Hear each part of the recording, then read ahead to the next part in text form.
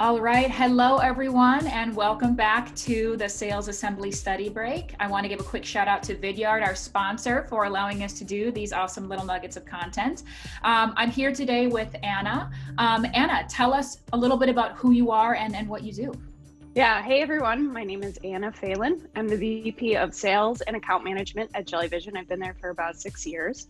And we are the creator of Alex, which is a software that helps explain healthcare benefits to employees all over the United States. And we're located in Chicago, and it's great to talk to you today.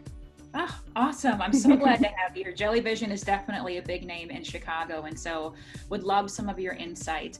Right now, what a lot of people are thinking about is how you keep that frontline motivated, how you keep sales reps wanting to work and feeling encouraged to work and confident. So what are some quick tips you have in terms of just how to keep that frontline motivated? Sure. So it's an interesting question because it's something I'm thinking about daily, weekly.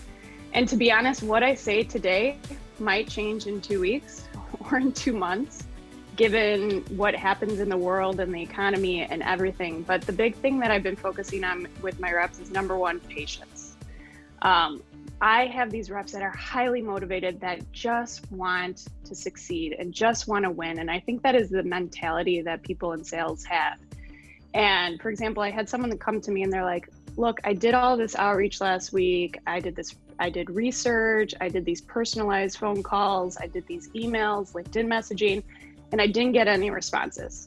So initially I'm thinking, okay, well, what can we do differently? But then I started looking into the content and I was like, you know what? We got to take a pause.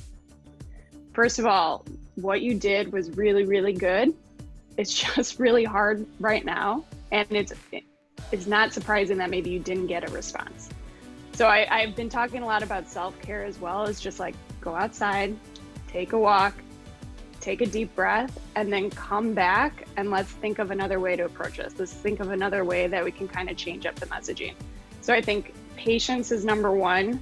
There's that resilience of, hey, I've done this 100 times and nothing's happened. I'm going to go do it again. So that's what I'm really kind of looking to talk through with the reps. And then finally that drive, like we just have to have that motivation to finally get that deal moving forward and closed. So I think it's like talking about this healthy balance of all three: patience, resilience, and drive. I love that. And I love grouping it into like an easy 3, too, because speaking in terms of sales leaders, I think a lot of leaders are thinking about how can I be the best advocate for my people and helping them when I'm not there in the office. So what do you think is the best way for managers to be able to lean in and sort of facilitate those 3 things in a virtual working world? Yeah, so that's a really interesting question because I think it is something that I struggled with recently because I was really used to that drive-by. I loved that opportunity of just walking by someone at their desk and being like, hey, how are you doing? What's going on? And having that interaction. And I since we were at home since March, I think I went through May.